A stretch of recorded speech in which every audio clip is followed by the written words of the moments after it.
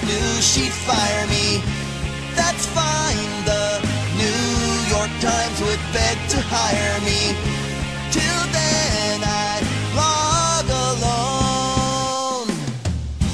Blah, blah, blah, blah.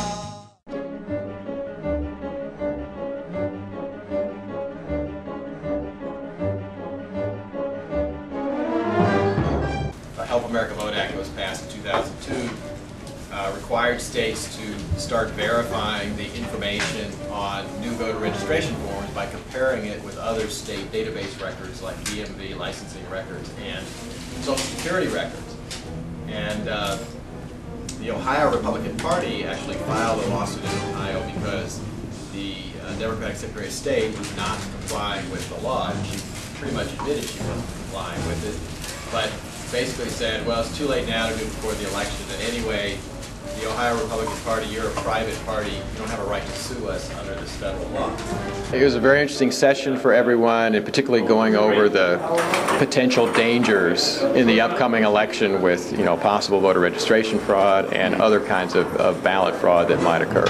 I think the biggest issue right now is the fact that we have an organization, ACORN, that has investigations going on in more than a dozen states over voter registration fraud. And a big concern is that these are investigations by state legal authorities, and when something like this crosses state lines, it's something that the federal government needs to get into. And we still have not had any confirmation that the U.S. Justice Department and the Federal Bureau of Investigation are investigating this, and it's something they need to do. I think the blogging community has done a terrific job of this, particularly going into all the problems that have been caused by ACORN. I think the mainstream media was slow to pick up on this story. Now, since then, they've covered it pretty well, but I still think they are not covering it in depth the way they could. They haven't done the kind of investigations into the organization and its leadership that they would if this was a for-profit corporation like Enron that was being accused of having dozens of its employees engaged in fraud. I mean, we all know that if that was happening,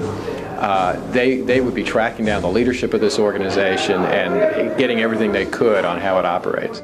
I think that what we talked about today was the importance of preserving integrity in the American elections process.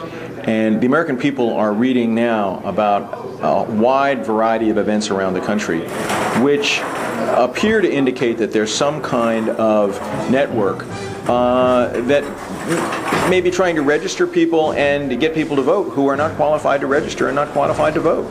I think the real issue is not the scattered reports which may in fact be a pattern of potential election fraud, but the policy consequences of this election. By overwhelming margins, the American people believe that it's reasonable to require someone to show a picture identification before they vote. And the political left in America doesn't agree with that. In fact, many of those people would like to ban the use of identification for voting, and that's a huge issue in this election. The political left in America would like to outlaw the practice of checking voter registration files in some cases to determine whether voters are legally qualified to vote, and I think that that's really something the majority of the American people would not want to have happen. But those are the kinds of issues that are at stake in this election. Well, I think the media is gradually beginning to understand that there is a problem, particularly in certain areas, with the elections process, and that people who are not eligible may be in fact registering and may in fact vote. And I think that as the media becomes more aware of this issue, we're going to see more coverage of it. But I'm afraid that there are some people on the political left that want to cover it up, and that's the challenge for the media over the next 2 weeks. Well, I think the group of bloggers that were here were extremely well informed and very interested in the issue, and frankly, we need the blogging community in America to talk about what's at stake in this election because people need to know.